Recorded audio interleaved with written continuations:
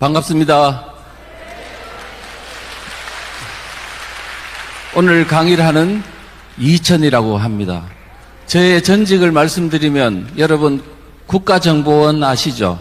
여기 산하에 있는 국가정보대학원이라는 곳에서 국가정체성 분야를 17년간 강의했던 교수입니다. 그래서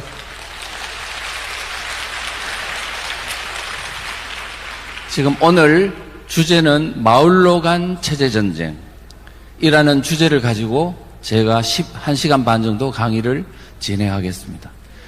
부제는 뭐냐? 3,491개의 읍면동이 위험하다. 예.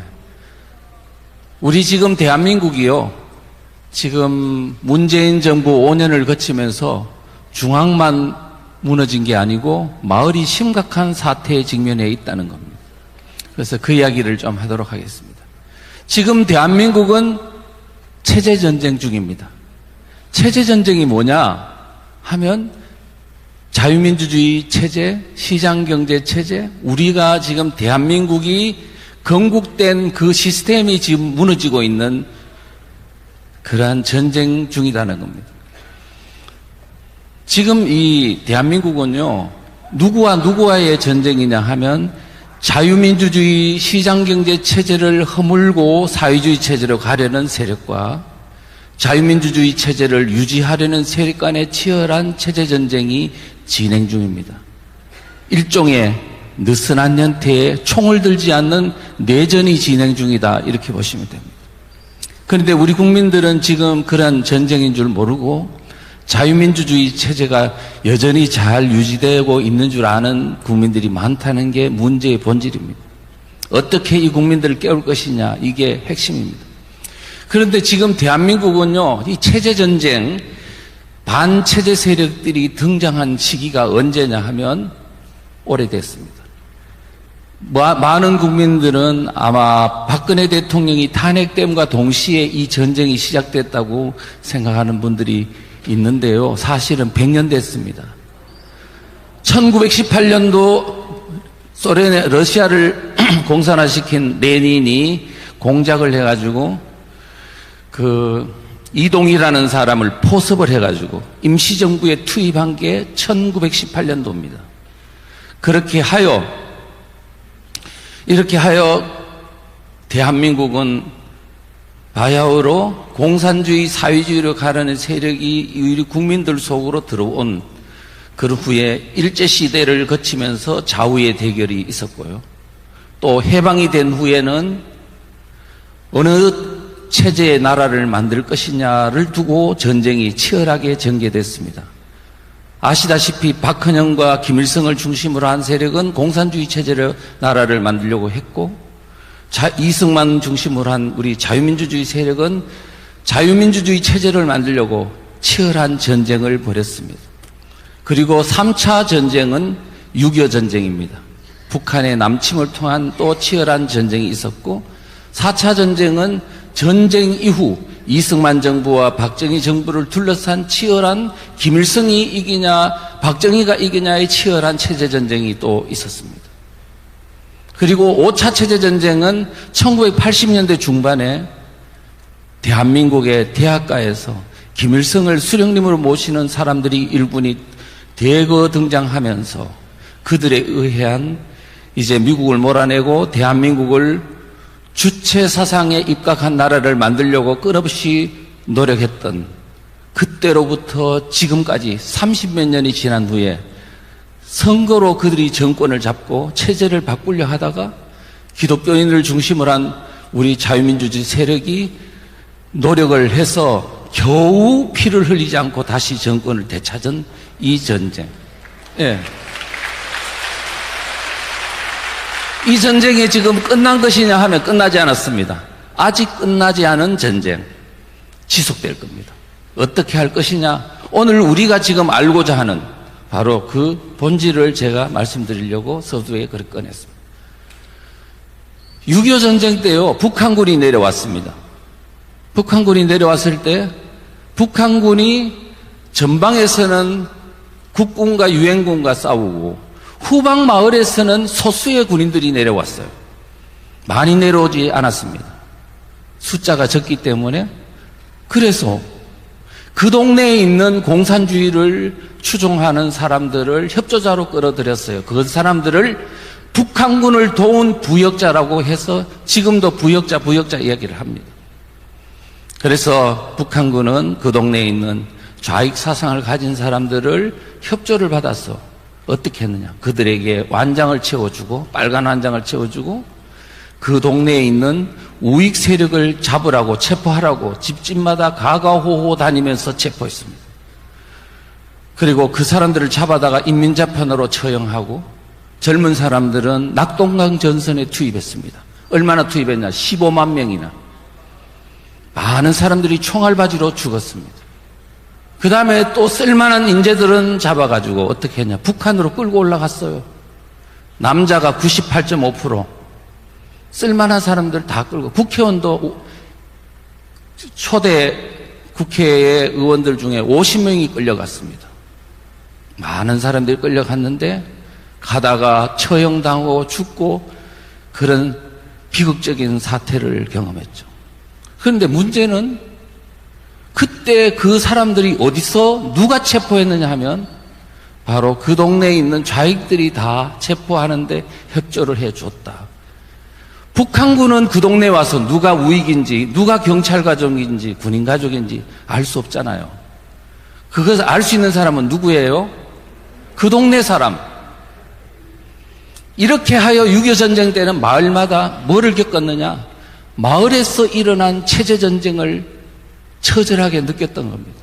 친했던 문방구 사장이 그때가 되니까 획 돌아서 버리는 거예요.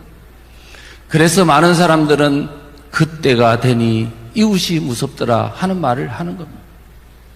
제가 지금 마을이 위험하다고 강의를 하니까 명동성당에 한번 강의를 하러 갔어요. 갔더니 자기가 6.25 전쟁 때 서울에 살았는데 피난을 못 갔대요. 그래서 있었는데 그 옆집 마을이 북한에 만든 인민위원회 사무실이었대. 무슨 일이 있었냐 하니까 우익들을 잡아다가 그 인민재판도 안 거치고 그 사무실에서 그냥 처형하는 걸 수도 없이 봤다는 거예요. 그래서 그분이 지금 제 강의를 듣고 마을이 위험합니다. 중앙만 바라보지 마시고 마을을 바라보세요. 지금 마을이 위험합니다 했더니 그 강의 내용을 듣고 그분은 본능적으로 아는 거예요. 큰일 났다고. 그 막 흥분하면서 손을 떠시더라고요. 그분 그러한 어떤 것들을 보면서 6.25 전쟁은 다시 마을에서 전쟁이 일어나지 않아야 한다는 처절한 교훈을 주고 있는 겁니다. 그런데요, 인천 상륙작전이 9월 15일 날 있었어요. 전세는 역전됐고 북한군은 그냥 속속속 북한으로 올라갔습니다. 9월 28일은 서울이 수복됐고요. 그때부터 민간인 엄청난 학살이, 집단 학살이 일어났습니다. 북한군이 올라갔는데 왜 집단 학살이 있냐고요. 그것도 어디에서? 전쟁터도 아닌 저 후방 마을에서, 전라도 영광군에서 가장 많이 죽었습니다. 2만 명 정도 죽었을 겁니다. 염산면에 가면요, 면민이 반 이상 그때 죽었다고 해요. 그래서 염산교회에 가봤습니다. 70여 명이 학살당했고, 야월교회는 65명 전원 교인들이 학살당했습니다. 그런데 그 안내도에 보면은요, 상상도를 그리는데 북한군이 총을 쏘면서 그 사람들을 죽인 거로 그림이 되어 있습니다. 북한군 죽인 거 아닙니다. 그때 이 북한군은 다 올라갔어. 누가 죽였을까요? 그 지역에 있는 빨치산들이 죽인 겁니다. 우리가 지금 다시는 마을에서 그와 같은 비극적 사태가 일어나지 않도록 하려면 우리가 지금 마을에서 일어난 체제전쟁의 실상을 정확히 알아야 한다는 겁니다. 자, 그런데 문제는 다시 마을로 간 체제전쟁이 일어나고 있다는 거죠. 우리가 모르는 사이 어떻게 된 일일까? 한번 살펴봐야 되겠죠. 자, 보겠습니다.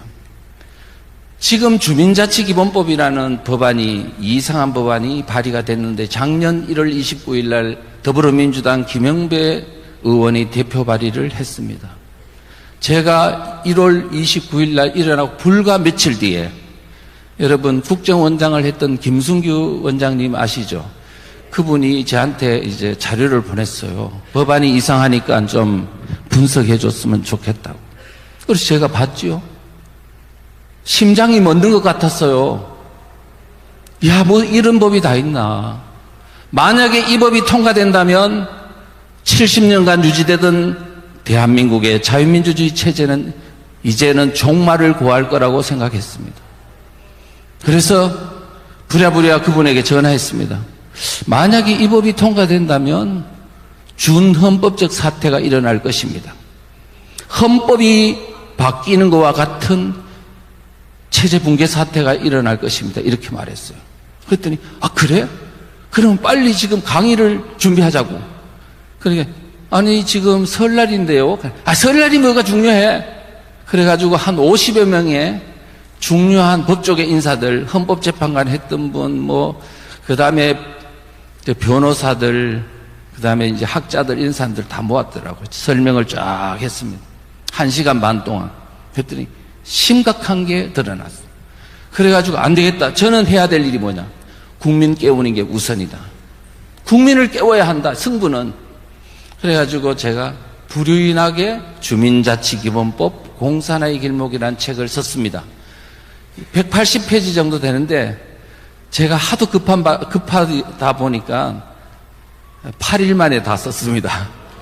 예. 그리고 5월 달부터 제가 강의를 시작했어요. 자, 코로나 걸려가지고 4월 달에는 못했습니다. 아마 하나님이 생각 좀 더 하라고 잡은 것 같아요. 제 성질을 알고는. 그래서 5월 달부터 강의를 했는데 그때 당시에 많은 사람들은 그랬어요. 아마 이거 통과될 거야. 왜? 아니 더불어민주당이 180석이나 되는데 그게 통과 안 시키겠어? 지금 읍면동에 있는 마을 활동가들이 다 통과하라고 지금 난리인데? 그렇죠? 자, 그런데 저는 그렇게 생각하지 않습니다. 지금 이 법이 독하면 독할수록 문제가 되면 될수록 국민을 깨우는데 너무 용이하다. 역으로 생각한 거지. 강의를 시작했습니다. 강의를 시작했더니 이야, 상황이 바뀌는 거예요. 깨달음이 오니까 이야, 심각하네. 제가 그랬습니다. 중앙만 바라보지 마십시오. 지금 정권만 바꾸면 되는 줄 아십니까? 중앙만 바라보지 마시고 정당만 바라보지 마시고 마을을 바라보십시오. 마을이 위험합니다. 여러분이 사는 마을이 위험합니다. 그렇게 이야기를 했죠. 그랬더니 이제 속속 깨어나는 국민들이 많아지고, 자, 이렇게 하여 어떻게 됐냐? 유튜브에 그렇게 주민자치회 설치에 관한 유튜브들이 슬슬 사라지더니, 현수막이 사라지더니, 이제 그들이 점점 통과시키려고 단체도 만들었는데 불구하고 그들은 반드시 12월까지는 통과시키겠다 했는데 통과됐습니까? 안 됐습니까? 안 됐습니다.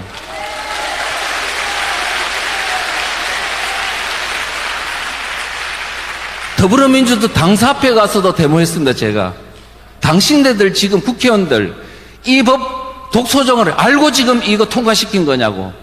마을 활동가들이 만들어준 법안 그냥 통과시키면 되겠나 안 되겠냐. 이 나라를 어떻게 만들려고 이런 식으로 법안을 만드냐 그랬더니 그 앞에 있는 경찰들이 다 녹아지더라고요. 그 다음에 그 더불어민주당 내에도 도저히 이 법은 안 되겠다. 결국은 어떻게 됐습니까? 저지되더라고요.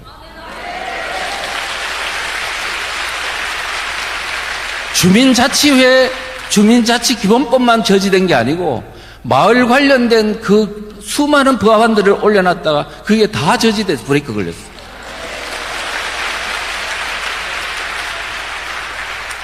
우리가 지금 뭐냐 하면 국민을 깨우는 어떤 목적은 우리가 참 있지만 방법과 전략 전술에 가는 것을 우리가 효율적으로 하는 방법이 무엇인가 이거를 깊이 깨달으면서 해야 된다는 것입니다. 자, 그런 말씀을 드리면서 제가 좀 이야기를 더 진행하도록 하겠습니다. 지금요, 주민자치기본법이 처음에는 사람들이 법 하나인데 뭘 그래? 라고 말하더라고요. 아닙니다. 이거는 법 하나가 아닙니다. 이거는 체제를 바꾸는 중요한 수단으로 지금 발의된 것입니다. 라고 말했습니다. 어떻게 아느냐고. 예. 더불어민주당이 헌법을 발의를 했는데, 개정하려고 발의를 했는데, 그 내용 속에 그들이 의도한 바, 그들이 꿈꾸는 세상, 그들이 어떤 나라를 만들려고 하는지를 잘 녹아 있습니다. 그 속에 지금 체제를 바꾸려고 하는 도구를 바로 주민자치, 마을을 가지고 장악해서 체제를 바꾸려고 하는 의도가 그 속에 다 녹아 있다는 겁니다. 여러분들은 그래요. 2018년도 3월 달에 더불어민주당이 헌법 초안을 발의를 했는데 그게 만약에 통과됐더라면 대한민국은 지금 없는 겁니다. 대선도 없어요.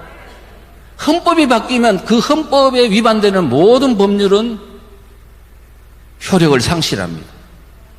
대한민국은 우리가 잠자고 일어나 봤더니 체제가 바뀌어 있는 사태를 경험했을지도 모릅니다. 얼마나 심각했는지 몰라요. 그런데 기독교인들이 많이 몰라가지고 가만히 있는 거예요. 대구에 있는 교인 한 20명밖에 안 되는 목사님이 이걸 보고 이거 이상하다 법이? 이거 어떻게 된 거지? 변호사들 찾아다니면서 이 헌법 초안의 문제가 뭔지를 찌라시로 만든 거예요. 그래가지고 여기저기 막 에스더하고 이런 데서 다 기독교 그때 그것을 도와줘가지고 국민을 깨웠어. 어떻게 됐습니까? 헌법이 저지됐습니다.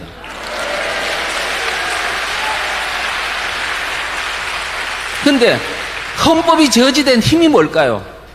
20명밖에 안 되는 교회 목사님이 저지한 겁니까? 아닙니다. 전략이 좋았다고요. 교회가 다 달라들고 그 다음에 국민을 깨우는 데다 포커스를 뒀기 때문에 성공한 겁니다.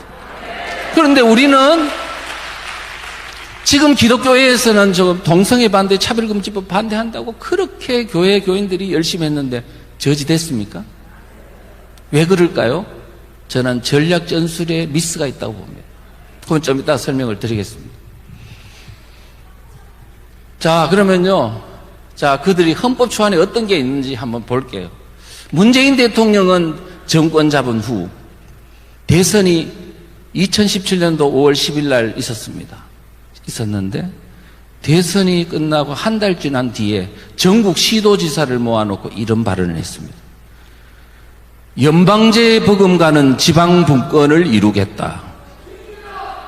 그러니까 많은 국민들은 이게 무슨 뜻인지를 몰라. 도지사도 몰라. 그 의도는 명확했는데 말이죠. 자, 그런데 2018년도 3월 달에요. 헌법 초안이 나오면서 저는 완전히 알았습니다. 뭐냐? 헌법 있죠. 헌법 1조는 매우 상징적 조항입니다. 이거는 대한민국은 민주공화국이다. 주권은 국민에게 있고 모든 권력은 국민들로부터 나온다는 그런 중요한 핵심 사항이 1조에 들어있어요. 그런데 그 1조에다가 사망을 추가를 했는데 어떤 내용이냐 하면 대한민국은 지방분권 국가를 지향한다는 내용을 넣어놓은 거야. 이거를 보고 저는 이제 이들이 지방분권이라는 도구를 가지고 대한민국 체제를 뒤집어 엎으려고 하는구나 하는 것을 깨달았습니다. 그래서 봤더니 123조에 어떤 내용이 있냐면 법률이 정하지 않는 조례 제정이 가능하다. 자치단체가 입법을 하는데 조례를 가지고 법률이 정하지 않는 내용도 저 마음대로 할 수 있다는 거야. 그거를 몸으로 따지면 뇌에서 명령을 내리지 않았는데 발가락과 다리가 지 마음대로 움직이도록 한다는 겁니다. 이거는 대한민국의 질서를 해체하는 겁니다. 자, 이런 심각한 사항들이 그 속에 다 녹여져 있더라고요. 자, 그 다음에 또 무슨 내용이 있었느냐. 대한민국 헌법에 보면 자유민주적 기본질서라는 용어가 있잖아요. 그때 자유자를 뺐어요. 자유자 뺐다가 그냥 반발을 하니까 이제 한 서너 시간 만에 다시 집어넣었어요. 자, 자유민주주의를 왜 뺐을까? 이들이 의도하는 바는 민중민주주의, 인민민주주의 체제로 변환하려는 의도가 있는 거죠. 체제 바꾸려고 하는 겁니다. 그게 주민자치기본법에 그대로 다 녹여져 있습니다. 그 다음에 제가 가장 놀랐던 거는 기본권 향유주체를 지금 대한민국 헌법은요, 국민이라고 되어 있습니다. 모든 국민은 신체의 자유를 갖는다. 모든 국민은 양심의 자유를 갖는다. 이렇게 되어 있잖아요. 그런데 이것을 모든 국민자를 사람은으로 바꿨더라고요. 기본권 향유를 사람이 하면 외국인도 사람 아닙니까? 대한민국에 있는 기본권을 중국인도 이슬람인도 외국인도 모두 기본권을 향유하도록 한다? 저는 이해가 안 되더라고요. 이게 무슨 신나라 까먹는 소리냐 했어요. 그런데 주민자치기본법 그 내용을 보면서 알았습니다. 그 안에 그게 다 해답이 들어있더라고요. 뭐가 있었냐 하면 주민자치기본법에 보니까요, 마을에 있는 주민권을 행사하는 데 있어서 지금까지는 그 동네에 살면서 주민등록이 되어 있는 사람만 주민으로 행사를 했잖아요. 이 법은 이 동네에 살지도 않고 그 다음에 대한민국에 주권이 없는 외국인도 조선족 같은 재외동포도 주민으로 행세할 수 있도록 해놨더라고요. 이제는 만약에 이 법이 통과됐더라면 이제는 조선족이 중국인이 이제는 자치회장을 할 수 있는 상황이 될 수 있다는 거예요. 지금 좀 이따가 설명을 하겠지만 이 내용을 보고 이들은 헌법 개정안 안에 왜 사람으로 넣는지를 알겠더라고요. 이 사람 외국인을 넣으려고 하는 거예요. 특히 누구? 중국인. 왜 중국인을 넣으려고 하냐? 중국인은 공산주의 사상을 가지고 있는 사람들이잖아요. 넣기만 하면 자연스럽게 이제는 반공 시스템은 무너지고 사회주의 시스템으로 대한민국의 하부가 싹 바뀐다는 거예요. 인종 구조가 바뀌는 겁니다. 이런 속 깊은 뜻이 있었던 겁니다. 그런데 그뿐 아니에요. 법률이 바뀌었는데 어떤 법률이 바뀌었냐? 법률이 바뀐 게 발의를 했는데요. 정당법을 개정 발의를 했는데 외국인도 정당 활동을 할 수 있도록. 그러면 중국인이 들어와서 이제는 조선족이나 중국인이 더불어민주당 당대표가 될 수도 있는 거야. 그 다음에 임시국적법을 개정해가지고요. 대학교 4년만 나오면 임시국적을 주는 방안을 또 발의해놨어요. 지금 이걸 보고 대한민국을 해체하는 법이라고 말할 수 있지 않을까요? 근데 지금 그게 뭐냐? 헌법의 기본권 향유 주체를 사람으로 바꾼 것에서 저는 이미 이 의도겠구나. 우리가 지금 이런 걸 생각해 보면 진짜 이들의 어떤 깊은 체제 변혁을 위한 의도는 집요하다, 매우 전략적이다, 이렇게 말할 수가 있습니다. 자, 그 다음에 근로자를요, 노동자로 용어를 바꿨습니다. 근로자는 자유민주주의 시스템, 시장경제 시스템의 용어입니다. 노동자는 마르크스적 용어입니다. 자, 그러면 체제 바꾸려는 의도가 드러나 있죠. 자, 양심의 자유를 사상의 자유로 바꿔놨더라고요. 양심의 자유는 자기의 신념에 따라서 행동할 수 있는 자유 등등이죠. 그런데 그거를 사상의 자유로 바꾸면 어떤 일이 벌어지냐면 사상, 정치적 이데올로기에 대한 이렇게 자유를 보장해주면 공산주의, 사회주의, 주체 사상을 마음껏 조직하고 활동하고 배우고 전파하는 자유가 보장됩니다. 양심의 자유를 체제 바꾸는 걸로 휙 바꿔놨더라고요. 이런 걸 보면서 이 사람들이 막 가자는 거구나 싶더라고요. 지금 이게 주민자치기본법에도 녹아 있습니다. 주민자치기본법 제8조 1항에 보면요, 모든 주민은 성별, 신념, 종교, 인종 등에 따라서 차별받지 않는다고 되어 있어요. 그런데 여기에 두 번째가 신념에 차별받지 않는다잖아요. 이 신념이 갖는 의미가 뭘까 하면요, 거기서 잘 나온 게 차별금지법입니다. 차별금지법, 우리 평등법인이 지금 교회에서 반대 많이 하시죠. 근데 거기에 보면은 차별하면 안 된다는 조항이 몇 개나 있냐면 26개나 있어요. 근데 교회에서는 그거를 다 거두절미하고 주로 성별에 대한 차별금지, 성적 지향에 대한 차별금지 한 3개 정도 있는 그것만 가지고 이야기를 하는데요. 사실은 그 안에 뭐가 있냐면 중요한 게 사상과 정치적 의견에 대한 차별금지가 있어요. 사상이라고 돼 있다니까요.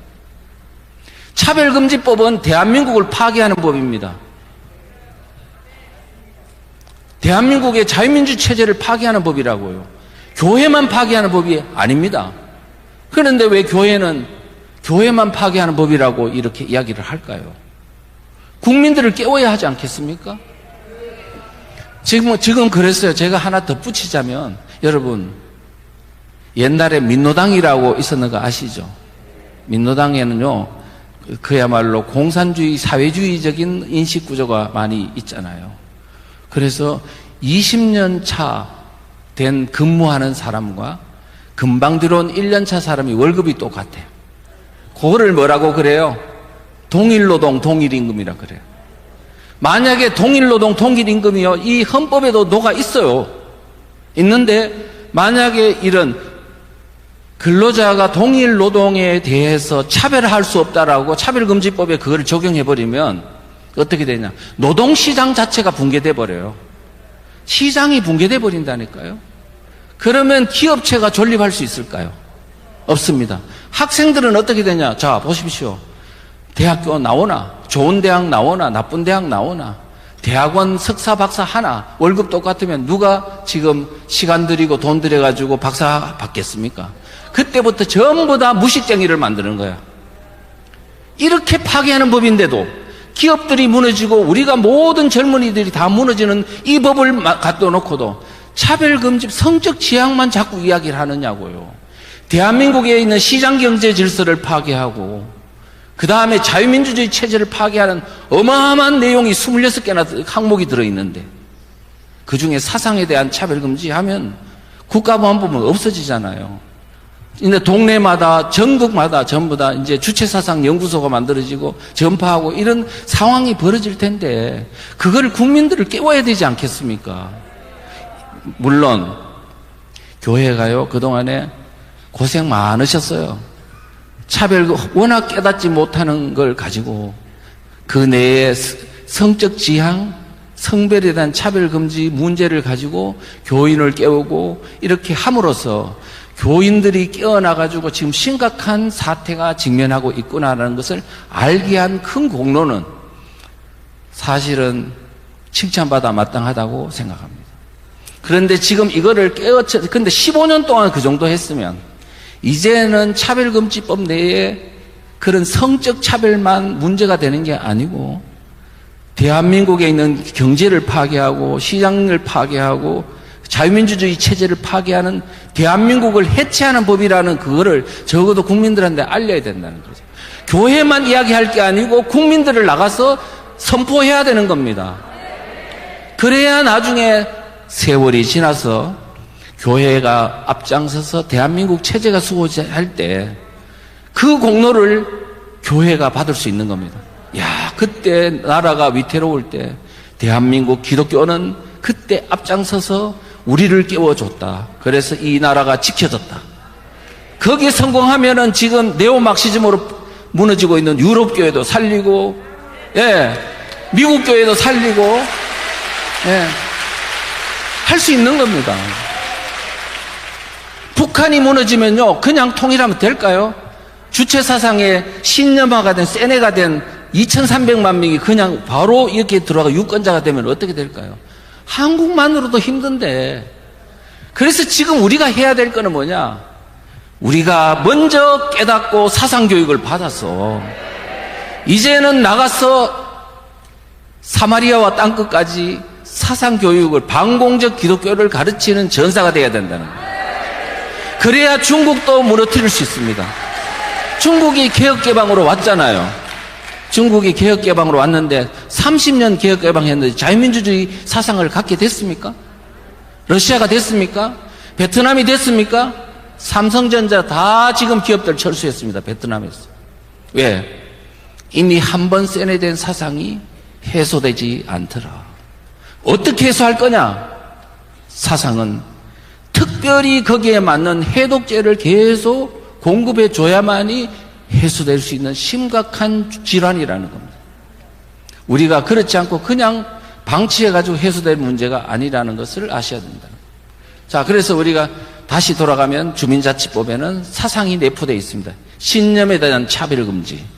예, 그래서 결국은 이 법이 통과되면 마을에서 주체사상연구소, 공산주의 연구소가 우죽순처럼 생길 가능성이 있습니다. 자, 그 다음에요. 또 헌법 개정안을 보니까요. 검사의 영장 청구권 폐지가 있네요. 아, 검찰의 수사권을 박탈하겠다는 겁니다. 근데 박탈해서 어떡하려고 하니까 경찰에게 또 주겠다는 거야. 경찰한테 왜 주려고 하느냐? 경찰이 예뻐서냐? 예, 지금 이미 작년 7월 1일부로 자치경찰제가 시행될 중에 있습니다. 이미 대한민국의 경찰 하부 조직은 마을 좌파 활동가들의 손아귀에 들어가 있습니다.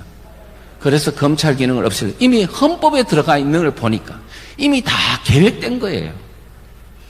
지금 마을이 위험한 거하고 다 연결이 돼 있다. 그 다음에 아이들의 독립적 인격 주체라는 내용도 있어요.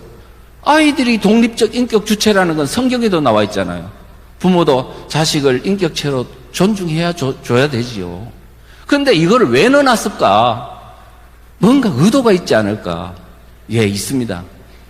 부모 또 교사로부터 그 사람이 지금 부모가요 이 자녀들을 양육할 수 있는 권한이 있죠. 근데 그 부모로부터 그 양육 권한을 마을이 차지해 가려고 하는 겁니다. 그러면 부모를 고발할 수 있는 거야. 왜 자녀의 인격권을 침해했다고 고발하게 하면 누가 들어갔냐면 자치경찰이 그 아동들에 있는 인격 침해에 관한 거는 수사권을 지금 자치경찰이 갖도록 해놨거든요. 이런 거 다 연결되어 있습니다. 지금 그런 게 있고요.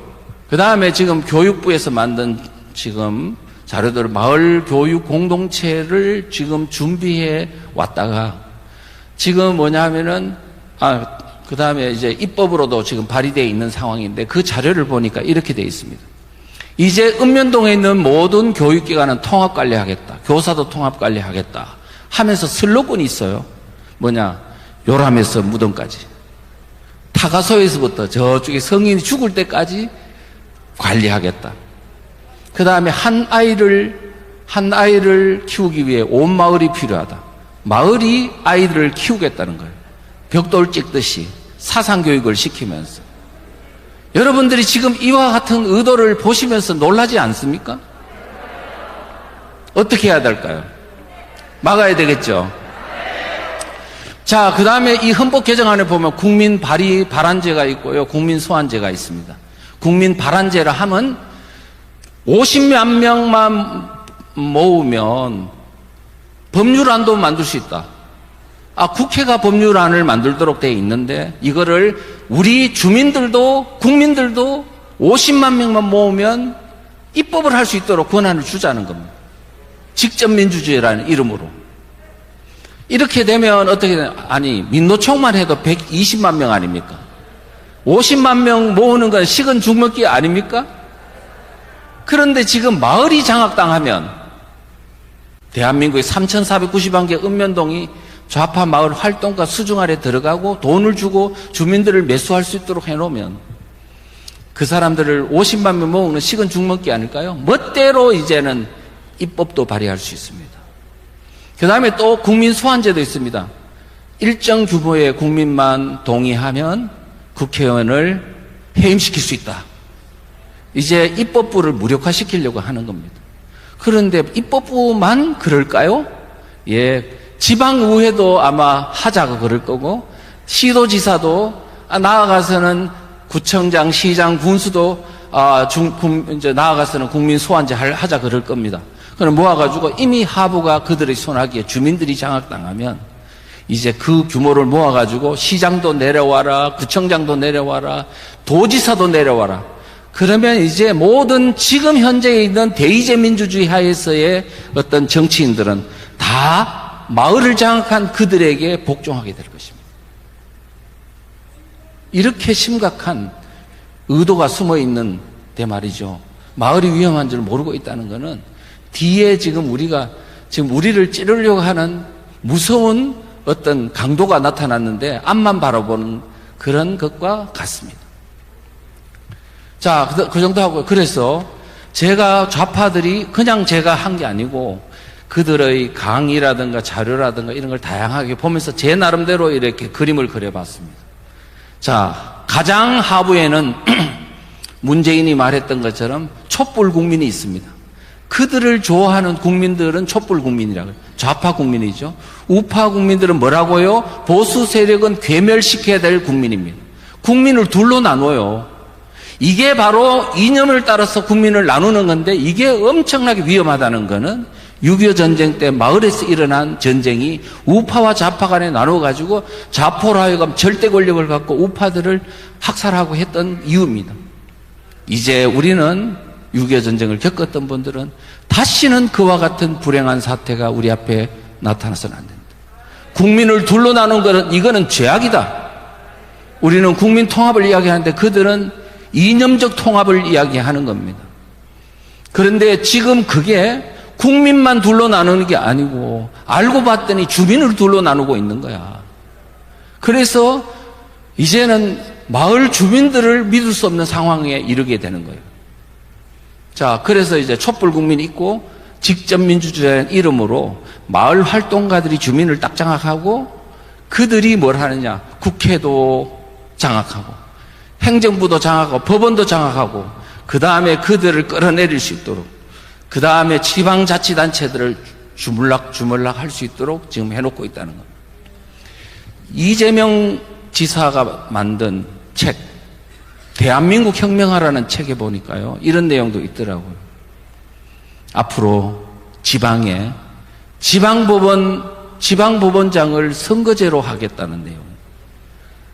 판사를 선거제로 하면은 이미 마을이 그들의 손아귀에 있는데 그들이 원하는 판사가 되겠죠. 이제 경찰도 치안권도 장악당했고 판결할 수 있는 사법권도 장악당하면 어떤 마을이 되겠냐. 여러분들 그런 것들을 깊이 생각하셔야 됩니다. 자, 그 다음에 이제 헌법은 실패했지만 지방분권제를 그냥 포기했을까요? 예, 각종 법률로 막 발의를 했어요. 근데 법률안 발의가 저지되자 이제는 또 약간 우회적 방법으로 조례를 가지고 지금 막 하고 있는 거예요. 지금 3,491개 읍면동 중에서 주민자치회가 만들어 운영되고 있는 데가 1,200군데입니다.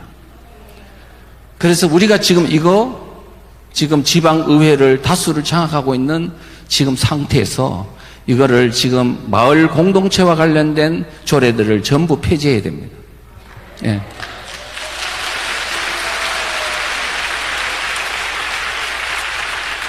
만약에 지금 지방의회를 다수 권력을 준 게 그냥 자기들 정치 노름하라고 준 거로 생각하면 큰 착각입니다. 그들은 국민이 요구하는데 부응해야 될 의무가 있습니다.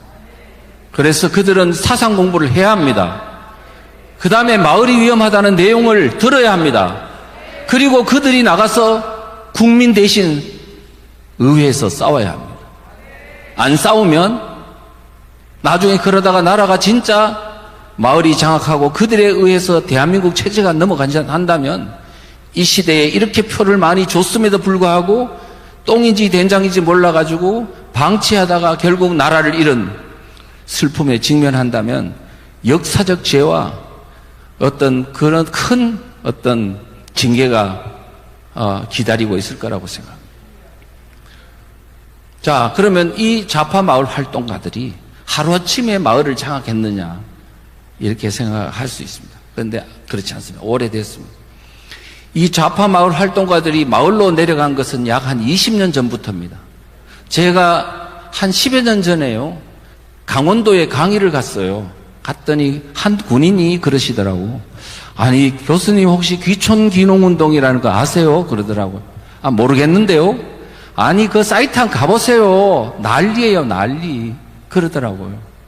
그러면서 지금 저 동네 강원도에 있는 저 동네도 이장이 좌파고 저 동네도 이장이 좌파고 저 동네도 이장이 좌파고 그랬더니 이들끼리 또 연합을 해가지고 지방의원으로 진출시키고 이렇게 한다는 거예요.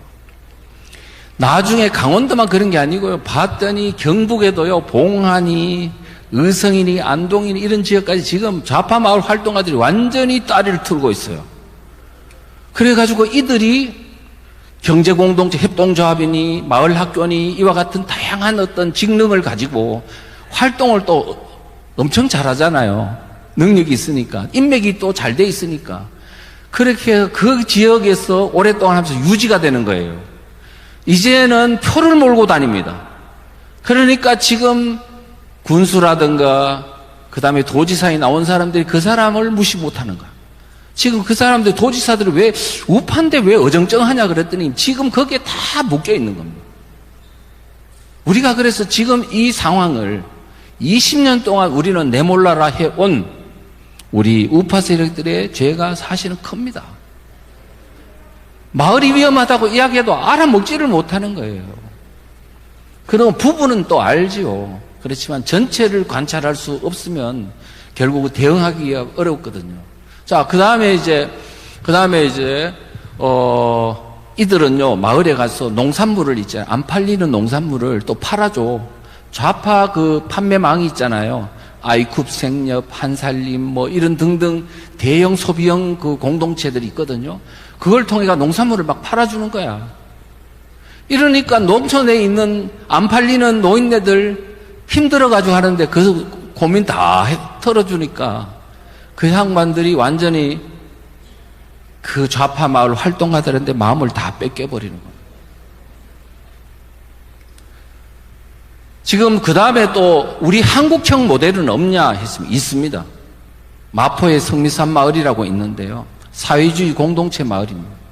94년도부터 꼬물락꼬물락 만들어지기 시작했다가 2000년 들어가지고요. 본격적으로 이게 확장을 하게 됐는데요. 지금 박원순 시장이 2011년도 10월 달에 보궐선거에서 당선된 후에 이 2012년도에 들어가서 성미산 마을을 만들었던 사람을 거기 서울시에 있는 마을공동체 종합지원센터라고 약칭 서마종이라는데 그 센터장으로 앉혔어요. 그래가지고 서울시 예산으로 서울 전역에 5년 내에 1000개의 마을 공동체를 만들겠다. 3000명의 마을 활동가를 만들겠다고 공약을 하고 아마 그걸 가속적으로 실행을 했습니다. 그런데 지금 서울에만 퍼져 있는 게 아니고 지금은요. 전국에 다 퍼져 있습니다. 마을 공동체 활동을 하는. 그래가지고 이제는 거기에 있는 마을 공동체 활동을 하는 활동가들이 마포 성미산 마을에 와 성지순례를 하고 있습니다. 그런데 지금은 어떠냐? 이제 문재인 5년을 거치면서 이제 정권을 잡았잖아요. 그러니까 서울시에서 하는 것하고는 차원이 다른 거야. 전국적인 규모로 있잖아요. 도지사를 다 모아놓고 마을 공동체 사업을 한다고요.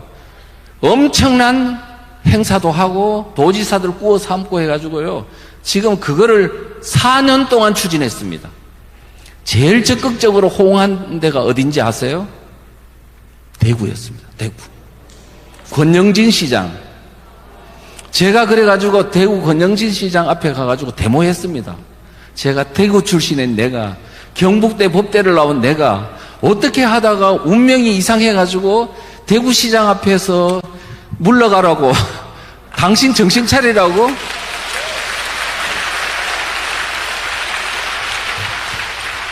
그렇게 데모할 줄은 꿈에도 생각 못했다고 말했습니다.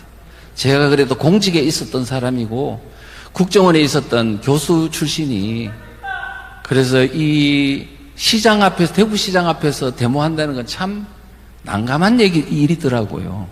저는 성격적으로 그렇게 도전적이지를 못해요. 그런데 이거는 너무 중요하고 대구와 경북과 그러면 대한민국 국민에게 주는 너무나 잘못된 메시지를 주기 때문에 여기에 대해서 저항하지 않으면 안 된다 해서 했는데요. 이 양반이 이번에 출마 안 해버리대요.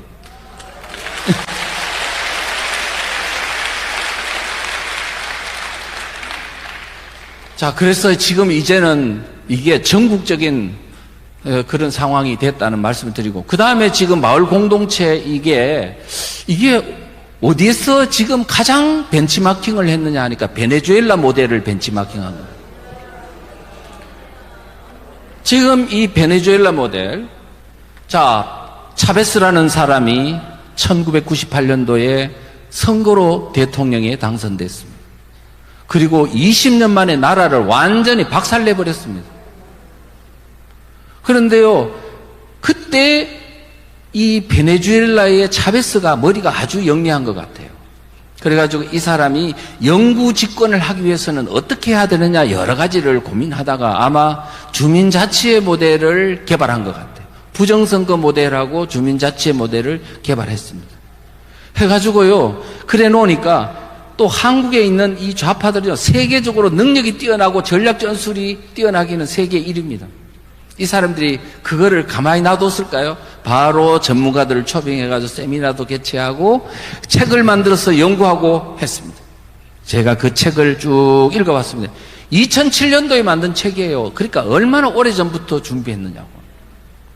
그렇게 내용을 보니까 이렇습니다. 자, 지금 베네수엘라는요, 석유 매장량 세계 1위입니다. 사우디아라비아보다 더 많아요.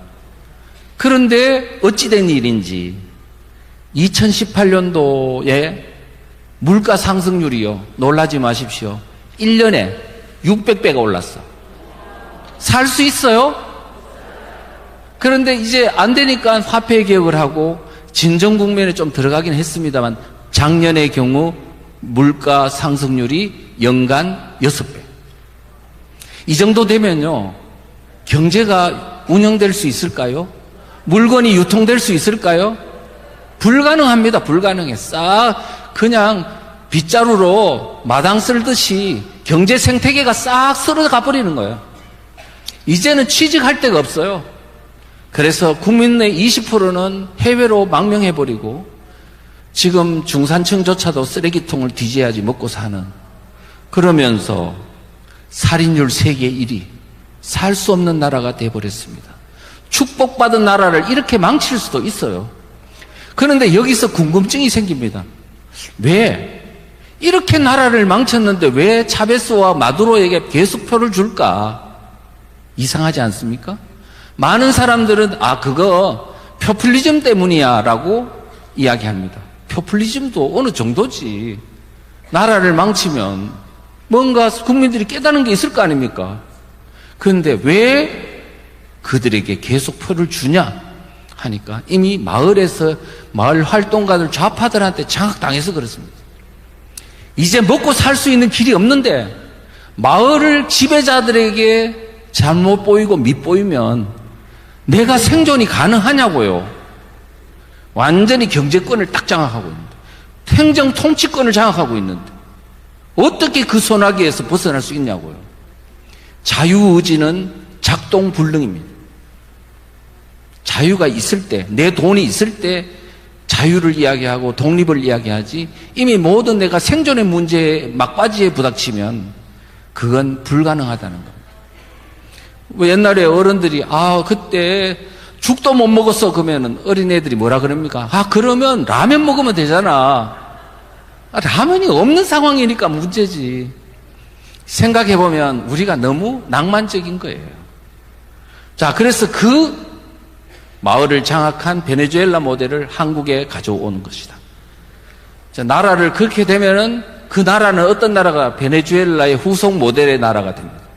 세계의 선진국까지 이르렀던 대한민국이, 그저 초급목피하던 나라에서 고도 성장을 해가 로켓처럼 솟아올랐던 대한민국이 다시 좌파들 손아귀에 들어서 다시 베네수엘라 모델로 다시 나락으로 떨어지는 걸 꼭 봐야 되겠냐고요.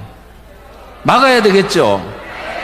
그래서 막으려면 깨달아야 된다는 겁니다. 깨달으려면 공부해야 된다는 겁니다. 그렇다면 주민자치 기본법 안에는 무엇이 문제였는가라는 걸 한번 봐야 된다. 지금 주민자치 기본법안 안에 독소조항은 제7조입니다. 바로 주민의 자격 부분인데요. 가짜 주민들이 대거 들어오도록 해놨다는 게 가장 문제입니다. 근데 여러분, 우선은 이 강의를 하기 전에 주민자치기본법이 통과가 안 됐다면서, 또 그게 저지됐다면서, 그런데 왜 그 이야기를 자꾸 하냐고 말씀드린다면 이렇게 말하고 싶어요. 헌법이 통과되지 않았지만 왜 봐야 되느냐 하면 그들이 꿈꾸는 나라가 뭔지를 알기 위해서입니다. 주민자치기본법안을 왜 봐야 하느냐 하면 그들이 꿈꾸는 마을이 어떤 마을인지를 알기 위해서입니다. 만약에 이것을 알지 않고 관찰하지 않는다면 우리는 어디서 공격해 들어올지, 어떤 방법으로 체제를 무너뜨릴지 알 수 없기 때문에 우리는 이 부분에 깊이 성찰하고 관찰해야 된다는 겁니다. 그래서 이제 이런 것들을 말씀해 주시고요. 자, 그 다음에, 자, 대거 어떤 가짜 주민이 들어오냐 하니까요. 아까 말했듯이 재외동포, 조선족이요. 우리나라에 100만 명 이상이 지금 상주하고 있습니다. 이 사람들이 이제 주민이 돼가지고 마을에서 활동하는 거야. 그 다음에 외국인, 중국인, 이슬람인도 이제는 터번 쓰고 주민자치의 총회에 나타날지도 모르겠습니다. 이제 자치회장이 될 수도 있어요. 이런 문제가 있다는 거 그랬죠? 제가 지금 영등포를 봤어요. 영등포에는 조선족이 얼마나 살고 있나 했더니 28,000명이 2018년도 28,000명이 살고 있었어요. 18개 동이에요. 한 동당 1,500명이 살고 있는 거야. 1,500명? 지금 동네에 사람이 한 3만 명 되는데요. 주민총회를 하면 100분의 1, 100분의 2만 참여하면 의결이 성사됩니다. 자, 3만 명 중에 100분의 1이면 얼마일까요? 300명. 300명만 참여하면 돼요. 그런데 조선족이 몇 명이라고요? 1,500명. 조선족은 중국 공안의 지시에 명령에 이행을 할까요? 안 할까요? 하죠. 그러면 조선족이 그냥 주민총회를 다 장악해가지고 통과시켜버리면 친중국적인 조례가 그런 의결이 될 수도 있는, 물론 그거는 약간 가정이지만요. 양심 없는 사람들은 무슨 짓을 할지 모르잖아요. 그래서 우리가 너무 선량하게 생각하지 마시자고요. 예, 그 다음에는 뭐가 있냐? 그 읍면동에 소재하는 기관이라 하면 공공기관, 뭐 민간기관, 복지기관 이런 거 다. 그러니까 예를 들면 인권기관, 환경단체, 복지단체 이런 게 다 포함됩니다. 거기에 근무하는 모든 사람이 주민으로 활동할 수 있다. 그 다음에 사업체에 근무하는 모든 직원들이 주민이 될 수 있습니다. 그러니까 읍면동에 소재하고 있는 대기업의 모든 직원, 중소기업의 모든 직원, 그 다음에 소기업 1인 기업까지 협동조합이니 사회적 기업이나 가는 좌파 경제단체까지 모두가 이제는 그 동네에 안 살아도 주민으로 활동할 수 있게 해놨습니다. 그러면 여러분들 머리에서는 바로 나오죠. 아, 민노총이 개입하겠구나. 자, 지금까지는 민노총은요, 16개의 산별노조로 이루어져 있습니다. 뭐, 그냥, 금속노조, 더 정교조도 하나고 공무원 노조도 있고 뭐 다 있습니다. 16개 기능별 조직이 있는데 또 지역별 조직은 도 단위, 그 다음에 군, 시군 단위 정도까지만 만들어져 있습니다. 그런데 이제 이 법이 통과되면 읍면동 단위의 민노총 하부 말단 조직이 만들어집니다. 그러면 이제 바야흐로 민노총은 대한민국의 정부 이상의 버금가는 권력과 능력을 갖게 되는 겁니다. 조직력을 갖게 되는 겁니다. 과연 이와 같은 민노총이 전국을 장악했을 때, 민노총 공화국이 됐을 때 이것을 대응하고 해체할 조직이 대한민국에 있습니까? 어떻게 해야 되겠습니까? 막아야 되겠죠. 그냥 기도만 하면 막을 수 있습니까? 방법을 강구해야 되겠죠. 그래서 오늘 지금 정광훈 목사님이 1000만 조직 처음에 만든다 할 때 많은 겁니다. 아, 그거 또 만들어가 뭐 하려고 사인받아가지고. 그런데 지금은 만들면 이제는 대한민국의 3,491개 읍면동별로 이 조직을 만들어가지고 그들의 민노총에 대항할 수 있는, 민노총만 있습니까? 정교조도 있고 좌파 각종 마을 활동가들과 다 대응해야 되니까 벅차기는 하겠지만 우리 교회가 모두 나서서 이제는 교회 외에는 이길 방법이 솔직히 없습니다.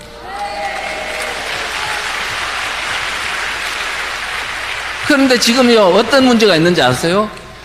지금 모든 기관, 사업체와 관계된 모든 직원은 다 주민활동을 할 수 있도록 해놨는데, 교회는 제외야. 없어. 왜 그럴까요? 도움이 안 되니까. 자, 그러면은 앞으로 이런 문제를 한번 생각해 보자고요. 저는 그런 생각이 들더라고요. 지금 서울의 대형 교회에 제가 알고 있는 한두 교회는 교회 노조가 만들어지고 부목사, 전도사, 성가대 지휘자 등등이 노조에 가입했습니다. 그런데 그것도 민노총에 가입했어요. 자, 그러면 목사님, 담임 목사님 빼놓고는 다 민노총 소속이야.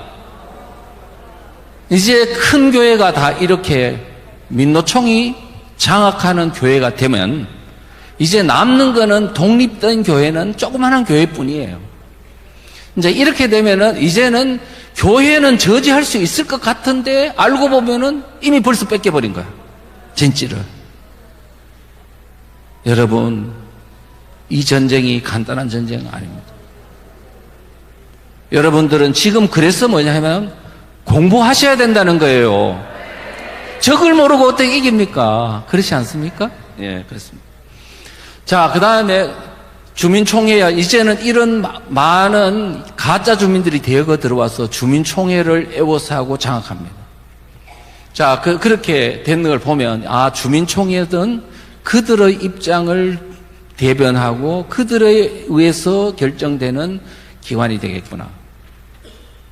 자, 그런데요, 이 주민총회를 감아보니까요, 법이 통과 안 됐는데 조례로 지금 주민총회, 주민자치회를 운영하는 데가 1200군데라고 했잖아요.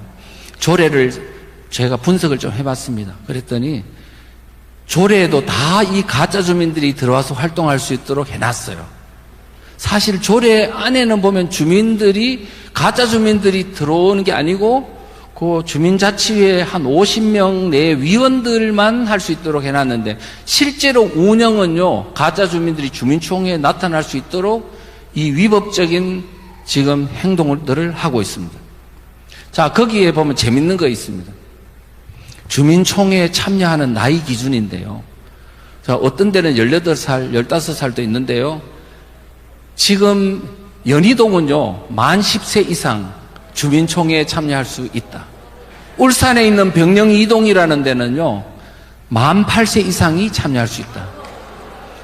자, 그러면 얘들이 지금 이 8살, 10살짜리 같으면 초등학교 다니는 애들인데 얘들이 주민총회에 나타나가지고 무슨 결의를 하느냐 보면 이런 내용이 있습니다. 주민세 균등분 환원사업 결정. 혹시 주민세 균등분 환원사업 결정에 대해서 아시는 분? 없네요. 어른들도 모르시네. 그런데 8살짜리가 어떻게 알아요? 그러면 누군가가 여기 찍어라고 하는 뭐가 있다는 얘기 아닙니까? 그게 누구예요? 정교조 선생이겠지 뭐. 지금 이렇게 짜고 치는 고스톱을 하고 있어요. 알면 알수록 너무 심각하다, 그런 생각을 할 수 있습니다. 자, 그 다음에 주민자치회를 한번 볼게요. 지금 주민총회도 문제지만 그거하고 비교가 안 됩니다. 주민자치회의 심각성을 제가 한번 볼게요. 자, 주민자치회는요, 그 안에 구성 요소를 보면요, 위원이 있습니다. 한 50여 명 됩니다. 위원이 모든 걸 다 이제 주민자치회를 실질적으로 운영하는 사람들입니다. 그런데 거기에 사무국도 있고 분회가 있어요. 분회라 하면 뭐냐 하면 읍면동 규모가요, 도시에는 한 3만 명 정도 되니까 밑바닥에 주민들의 일거수일투족을 잘 모르잖아요. 그래서 분회라는 걸 둬요. 혹시 통장 조직 알아요? 세포 조직을 만드는 거야. 주민 감시하지 않을까요? 북한의 5호 담당제 생각 안 났어요? 자, 분회라는 것도 있지만 분과라는 건 더요.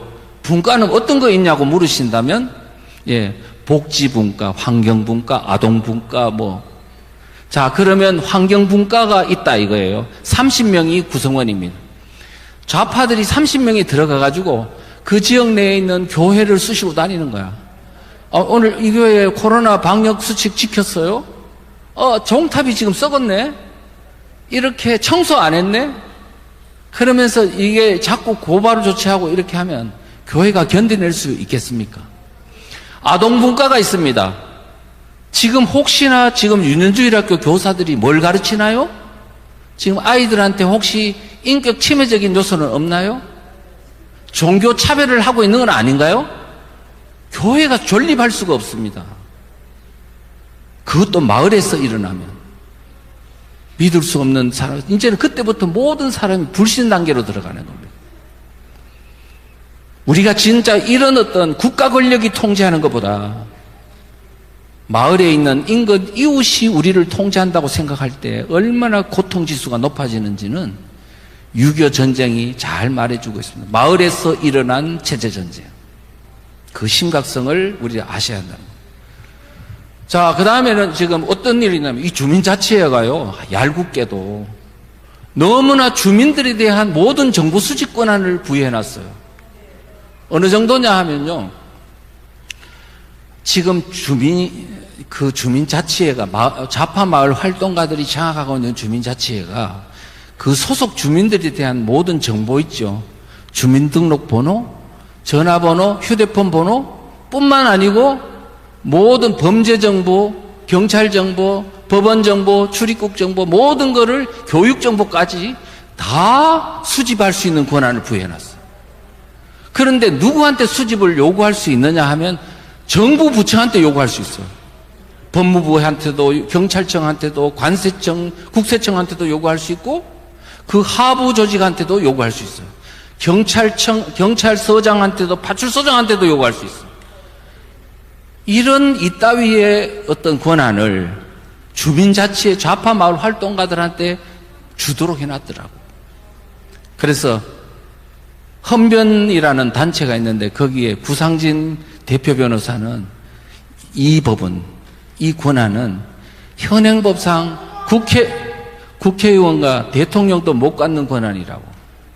이런 권한을 그 좌파 마을 활동가한테 줘놨으니 그 무기를 갖게 된다면 어떤 마을을 만들까요? 여러분 지금 그런 것들을 생각해보면 끔찍하죠. 근데 저는 궁금했던 거는 이거 지금 정보 수집해가지고 어디로 지금 어디에서 이 정보를 관리할까 궁금했어요. 근데 그 법안은 안 드러나 있더라고요. 나중에 보니까 다른 법안에다가 그거를 만들어 놨더라고요. 진선미 의원이 발의한 마을공동체 기본법안, 그 다음에 또 서영교 의원이 발의한 마을공동체 및 지역사회 혁신 활성화 기본법안 안에 그 정보를, 마을공동체와 관련된 정보를 관리할 수 있는 기관을 행안부 장관 밑에 설치하도록 해놨어요. 전국에서 수집된 정보를 거기서 통관하는 거예요. 행안부 장관이. 그런데 만약에 이번에 지금 윤석열 정부가 등장했으니까 망정이지. 만약에 그 정권이 유지됐다면 이제 그때 행안부는 이제는 무소불위의 권한을 가지고 우리는 공포의 대상이 될 거다. 끔찍한 일 아닙니까? 지금 이와 같은 끔찍한 일인데도 그 실체를 모르고 우리 국민들은, 기독교인들은 특히 사상교육을 하도 안 시키고 정치교육을 안 시켜서 이번 대선에서요, 기독교인들이 이재명을 더 찍었다고 합니다. 1.3%, 물론 여론조사에 의한 거니까 그렇지만 여러분 여론조사 공정이라는 거 아시죠? 거기 조사한 바에 따르면 해봤더니 이재명을 기독교인들이 더 찍었다는 게 나옵니다. 그러니까 비슷하다고 보면 됩니다. 아무 국민들보다 더 몰라. 우리가 지금 왜냐하면 우리가 교회는 자유민주주의 체제가 지켜지지 않으면 신앙의 자유가 존재할 수 없고 교회는 이 법이 통과돼도 파괴될 수밖에 없는데 이거를 교회가 직시할 수 있어야 되는데 직시하려면 공부를 해야 된다는 거예요.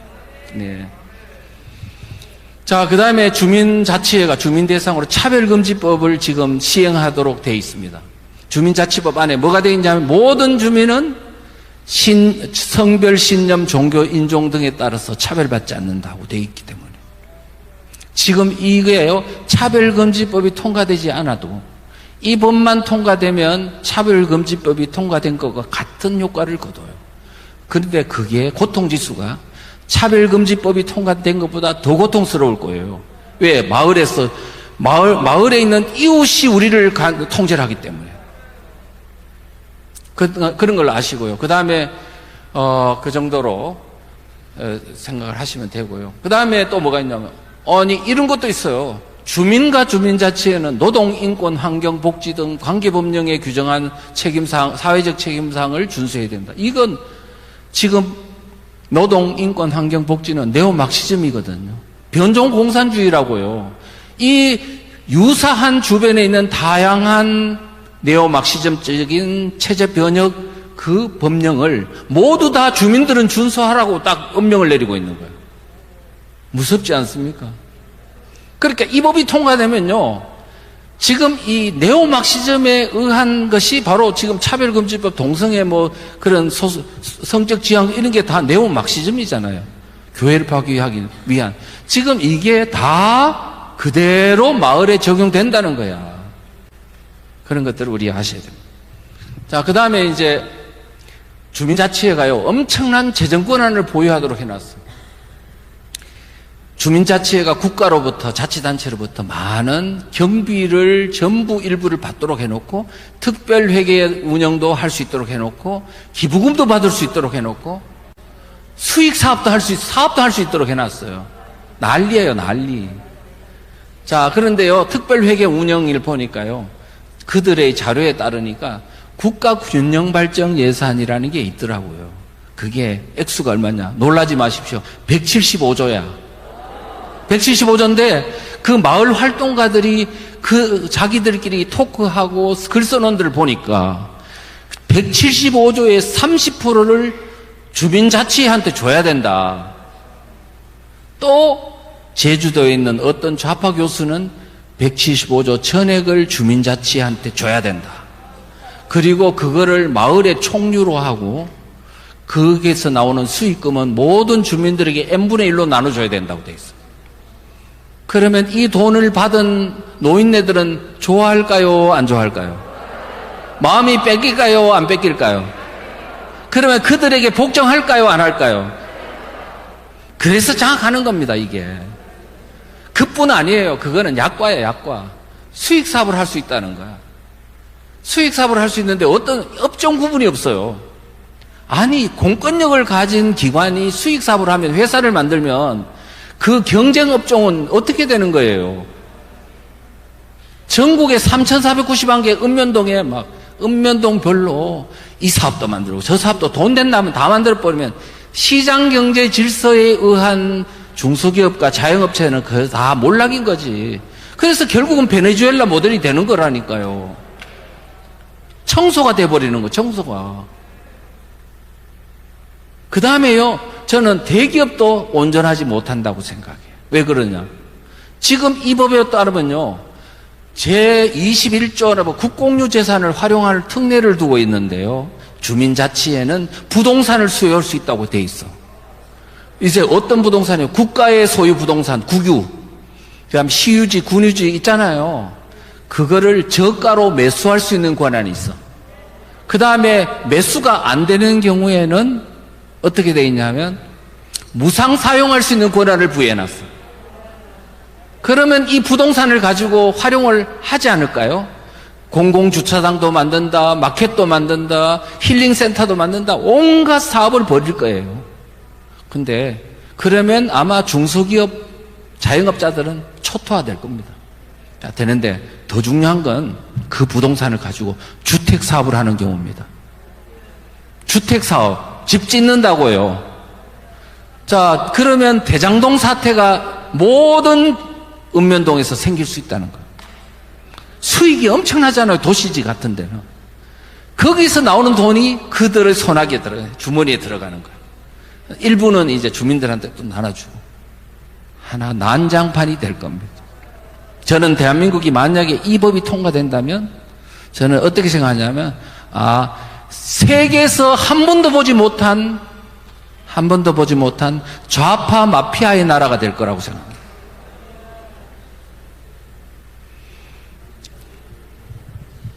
자, 그런데 그냥 하는 소리가 아닙니다. 서울시장 작년 4월 달에 오세훈 시장이 당선된 후에 하도 마을 공동체 이게 문제 많다는 비난 여론이 들끓어가지고 종합감사를 실시했어요. 서울시에.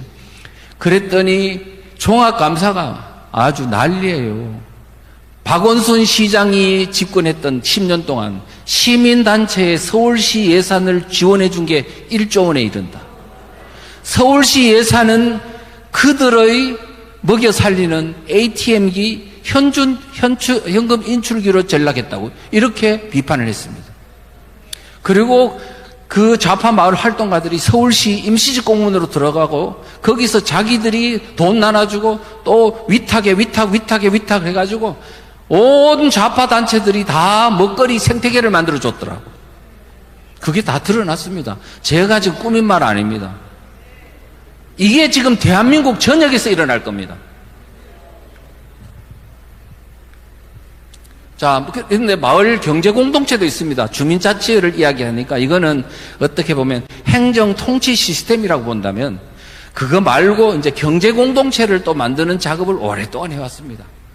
자, 그런데 이거는 뭐 너무 기니까 생활협동조합이니 아이쿱 생협, 한살림 같은 거 아시죠?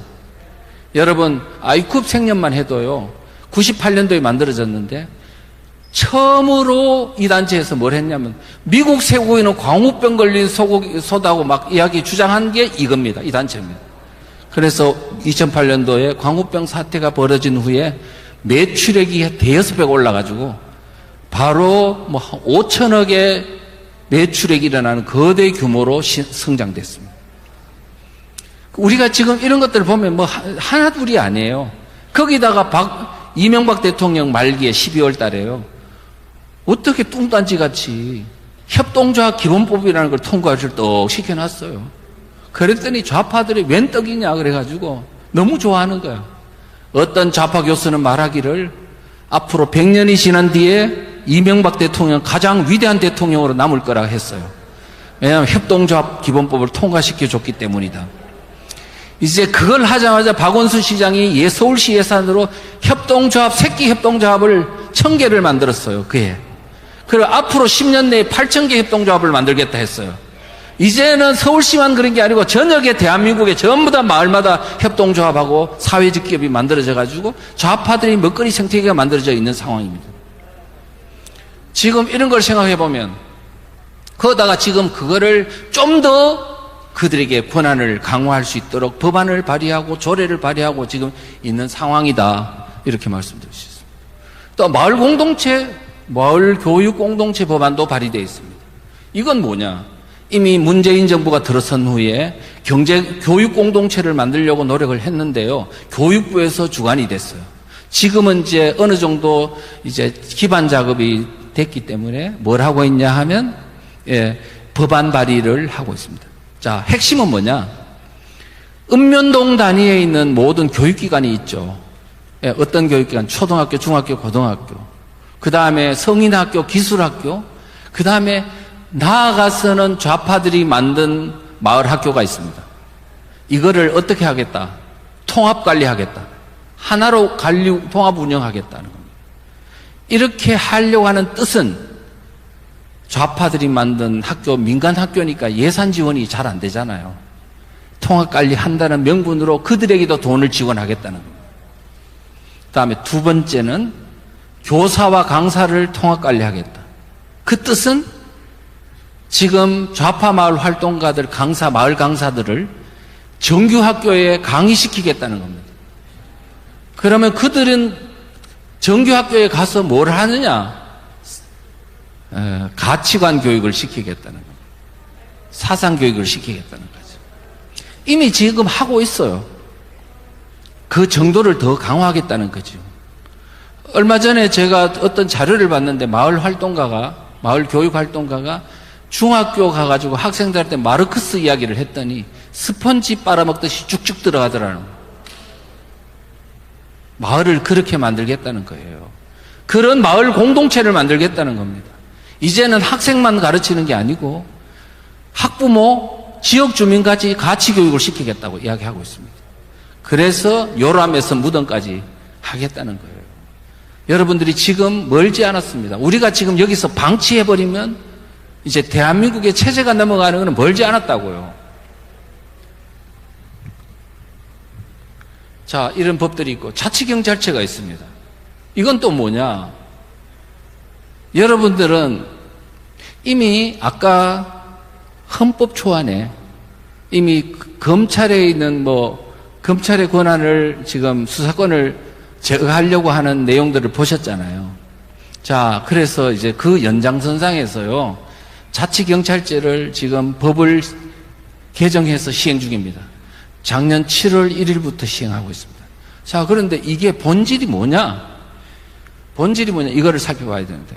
자치경찰이라 하면요, 생활안전에 관한, 교통경비에 관한, 그리고 주민 밀착형 수사에 관한 것들을 담당하는 경찰을 자치경찰이라 한다는 겁니다.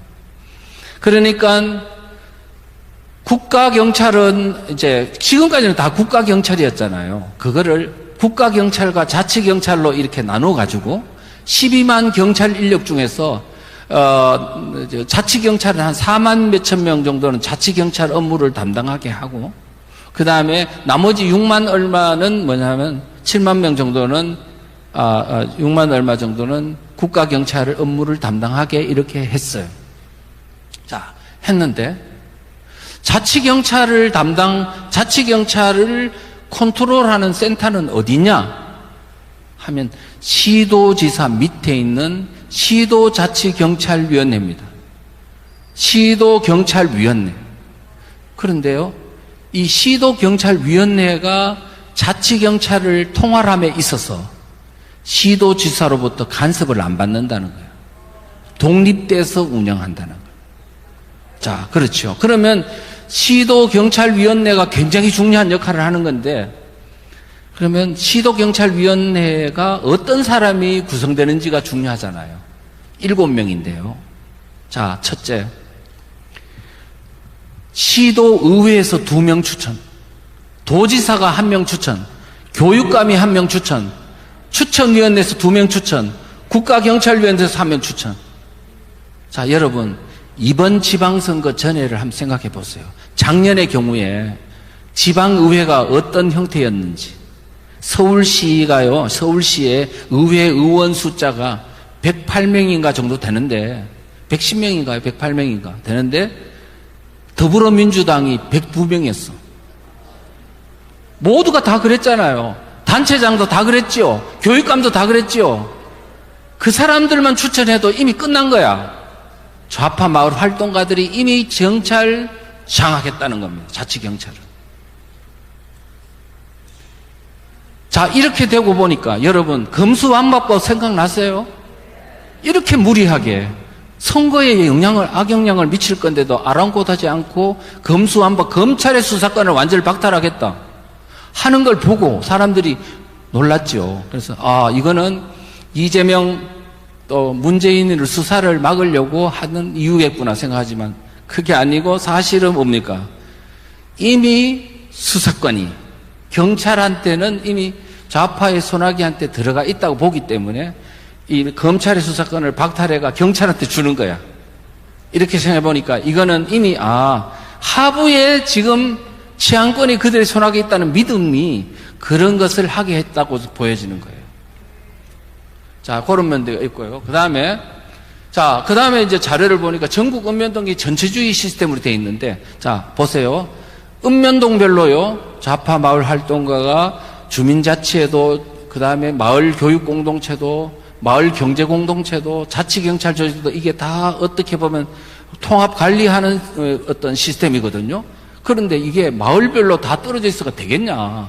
뭔가 이 사람들은 전체주의 체제를 좋아하니까 뭔가 구축할 거라고 생각했는데 딱 보니까 나와 있어요. 이혜식 의원이 만든 마을 공동체 활성화 기본법안, 진선미 의원이 만든 마을 공동체 기본법안, 서영교 의원이 발의한 마을 공동체 및 지역사회 혁신 활성화 기본법안을 보니까 이 좌파들이 주동하는 전국 조직을 시스템화를 하고 있더라고요.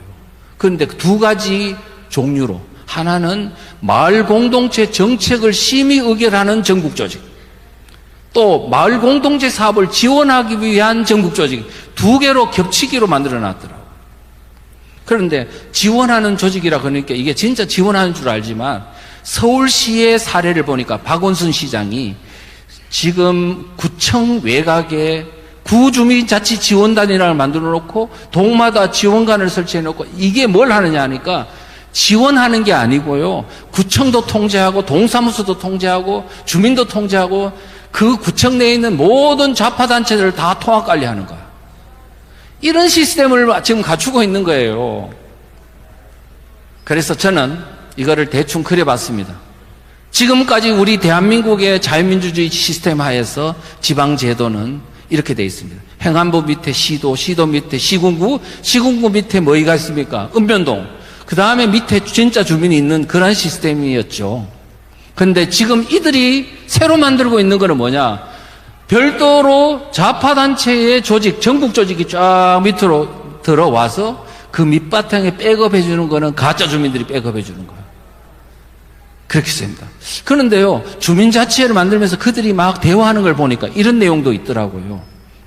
앞으로 주민자치회를 기초 조직으로 하고 그 위에는 부울경권, 호남권 뭐 이런 식으로 광역조직을 별도로 좌파가 주도하는 광역조직을 또 만든다. 그 다음에 이거를 장차는 연방제통일이 되도록 이거를 준비해 나간다. 그런 얘기까지 있더라고요.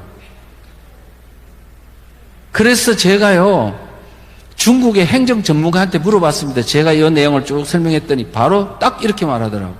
아, 이거 중국 공산당 조직하고 똑같네요. 그러면서 지금 김국성 씨라고 알죠? 그분은 뭐 하더라고요. 보더니 이거는 한국 사람 머리에서는 절대로 나올 수 없는 시스템입니다. 이렇게 이야기하더라고요. 그들이 이 마을을 장악함으로써 대한민국을 어떻게 만들 것인가를 잘 여러분들은 아실 수 있다는 겁니다. 자, 그러면 교회 어떻게 할 것인가? 지금 한국 교회의 모습입니다. 줄다리기를 하는데 오합지졸입니다. 엄청난 조직 규모는 있습니다만은 어떻게 할 줄도 모르고 싸울 줄도 모르고 투쟁할 줄도 모르고 전략 전술도 없는 상태. 거기다가 정교분리라는 프레임에 딱 갇혀가지고 아무것도 꼼짝달싹 할 수 없는 상황이에요. 그리고 구경만 하겠다는 겁니다. 이런 식으로 되어 있는 상황에서는 지금 이와 같은 엄청난 마을을 장악해오는 좌파들의 시도를 저지할 능력은 없습니다. 자, 이와 같은 오합지졸을 어떻게 만들 것인가? 이렇게 할 수 없을까? 일치로 줄을 당길 수 있는 시스템을 만들 수는 없을까? 방법은 있습니다. 모든 사람의 마음속에 공통의 내비게이션을 장착하면 됩니다. 그러면 그 공통의 내비게이션 소프트웨어를 장착하려면 바로 뭐냐면 동일한 사상 교육을 받아야 된다는 거예요. 자, 뭐냐? 첫째, 지금 대한민국이 무슨 전쟁이냐? 체제 전쟁 중이다. 누구와 누구의 체제 전쟁이냐? 자유민주주의 체제를 수호하려는 세력과 자유민주주의 체제를 파괴하려는 세력 간의 체제 전쟁이다. 그 다음에 그들의 전략 전술은 무엇이다? 그럼 우리는 어떻게 이겨야 되는가? 여기에 대한 간명한 내비게이션을 모두가 같이 장착해야만 되는 거예요. 자, 전투하려고 나와서 나라가 위험하다고 했는데 한 사람은 도끼 들고 나오고 한 사람은 호미 들고 나오고 한 사람은 낫 들고 나오고 자, 그 다음에 공격 앞으로 했더니 한 사람은 동쪽으로 한 사람은 서쪽으로 한 사람은 남쪽으로 가면 전쟁이 되겠냐고요. 일치로 이 전쟁이 어떤 전쟁이고 적은 어디에 있고 우리는 어떻게 해야 되는가 명확하게 동일한 내비게이션의 상황 따라서 지시 명령체가 돼야만이 전쟁을 수행할 수 있는 겁니다. 자, 그리고 그래서 지금 여러분들이 오늘 대한민국의 실상을 알아야 돼요. 자유민주주의를 좋아하는 사람들이 숫자가 많다고 하지만 그거는 허다한 무리들에 불과합니다. 그래서 우리는 지금 뭐냐면은 그들은 숫자는 적지만은 좌파 정당, 북한이 대남 공작하지요, 중국이 공작하지요, 민노총 정교조와 신문방송이 다 끌어당기죠. 그들은 이미 사상을 아는 거로 굉장히 효과적으로 투쟁을 합니다. 마을을 장악하는 것도 보십시오. 법안하는 것도 보십시오. 전략회의 안 해도 잘해요, 이거는. 그런데 우리는 어떻습니까? 아무리 공부 배울 생각도 안 하고 어떤 전략 전술도 없고 그냥 무대뽀거든요. 그 다음에 실제 행동하는 사람은 너무 소수라는 사실입니다. 그래서 우리는 숫자는 많지만 자유민주주의 체제를 향유할 생각만 하지 이 체제가 무너지는 이 형국에 있었어도 지킬 행동을 안 한다는 겁니다. 이와 같은 게 바로 이 그림에서 잘 나타난 겁니다. 이 그림만 하나만요, 온 5,300만 명 국민들한테 다 볼 수 있게 된다면 저는 대한민국 체제 지켜진다고 봅니다. 어렵지 않습니다. 네. 그래서 저는요, 우리가 전쟁을 함에 있어서 굉장히 어렵다고 생각하는데요, 어렵지 않고요, 효과적으로 사용할 수 있는 방법을 강구해야 됩니다. 그래서 어떻게 해야 되느냐 하면 일단은 사태를 단순화해서요, 간단하게 보자. 그래서 일단은 나무 잎을 따라 다니지 말고 가지를 꺾으려 하지 말고 도끼를 들고 계속 밑둥치를 쳤는데 또 치고 또 치고 하는 거야. 그러면 나무가 무너집니다. 무너지면 가지도 잎도 다 죽습니다. 똑같은 데 쳐야 돼. 근데 또 여기 쳤다 저기 쳤다 하면 안 돼. 근데 밑둥치를 친다는 뜻이 무엇일까 하면 반체제 세력의 핵심이 뭐냐 하면 사악한 본질은 양의 탈을 쓴 일이잖아요. 그래 사상 문제를 국민들한테 계속 가르치는 거야. 네. 자, 저는요, 제가 주민자치기본법 작년 5월부터 강의했다 그랬죠. 제가 그동안에 내가 주민자치기본법 강의를 몇 번 했지? 다 세봤어요. 100번 좀 했더라고, 100번. 근데 비슷비슷한 얘기를 조금씩 바꿔가면서 계속 100번을 한 거예요. 그것도 다 유튜브로 보이게. 작든 크든 계속 했어요. 그러니까 어떻게 됐습니까? 많이 깨어나잖아요. 더불어민주당 의원들도 이제는 이 법 통과 못 시키겠다 나오잖아요.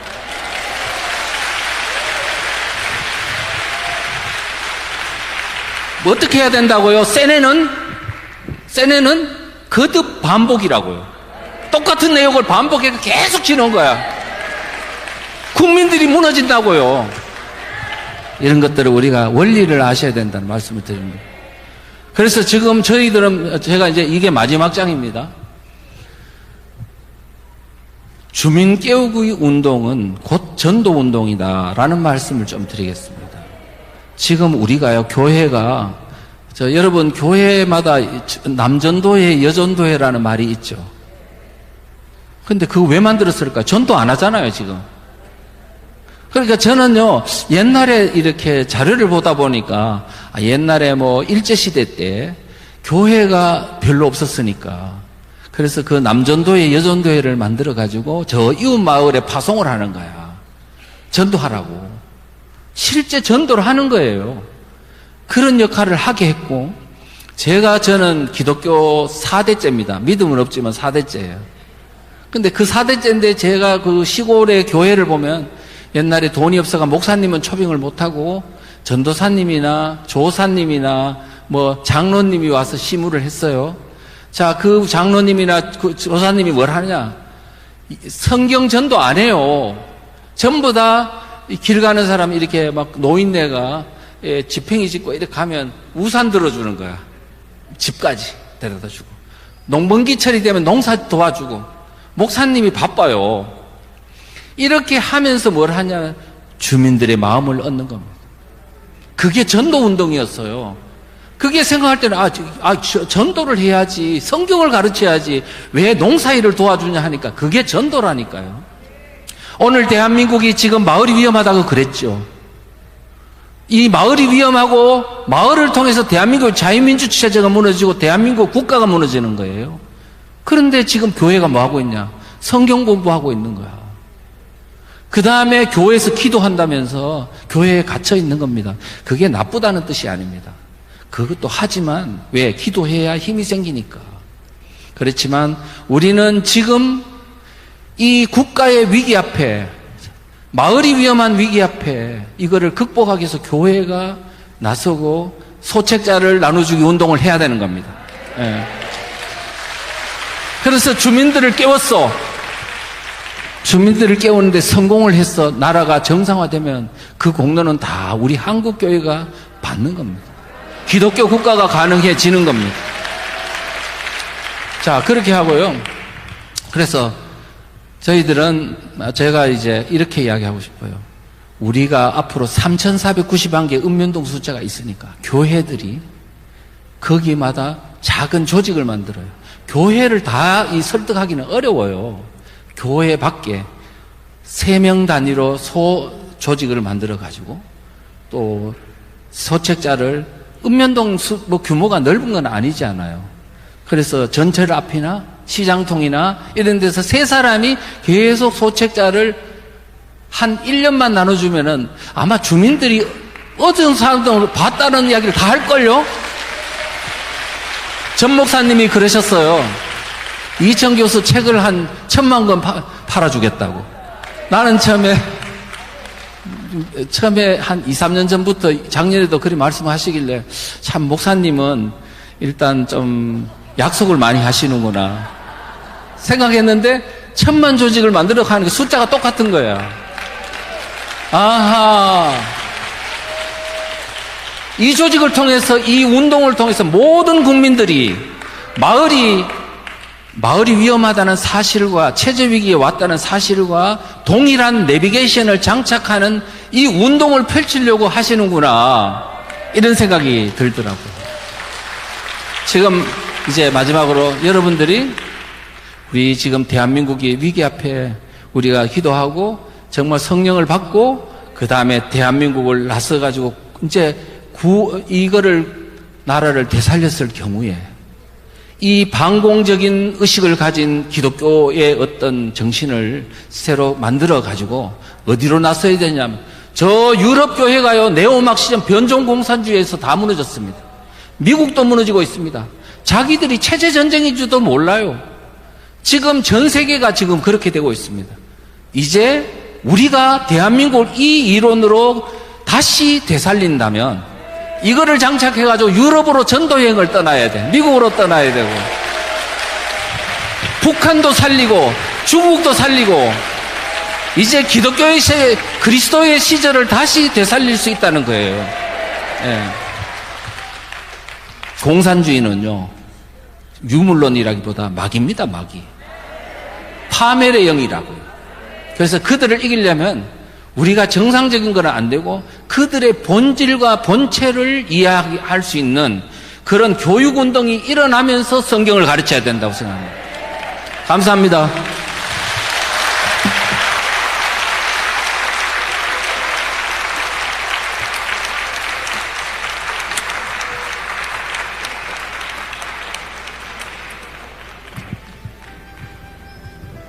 할렐루야. 제가 이천 교수님의 강의를 몇 번 들었는데 오늘이 최고의 명강인 것 같습니다. 다시 한번 뜨거운 박수 부탁드리고요. 자, 잠시 11시까지 휴식하고요. 잠시 화장실 다녀오시고 11시에 오늘 예배, 마지막 예배를 드리도록 하겠습니다. 잠시 우리 주여 삼창 부르고 자유롭게 기도하시다가 화장실 다녀올 분들은 화장실 다녀오시길 바랍니다. 자, 우리 함께 기도하겠습니다. 기도하실 분들 기도합니다. 주여, 주여, 주여. 하나님, 대한민국을 지켜 주시옵소서. 하나님, 저 악법들이 이 땅에 뿌리가 싹 뽑히게 하여 주시옵소서. 주민자치법은 뽑아질지어다. 하나님, 그래서 이 땅에 거룩한 하나님의 법이 아버지 하수와 같이 그리고 강물같이 넘쳐날 수 있도록 역사하여 주시옵소서.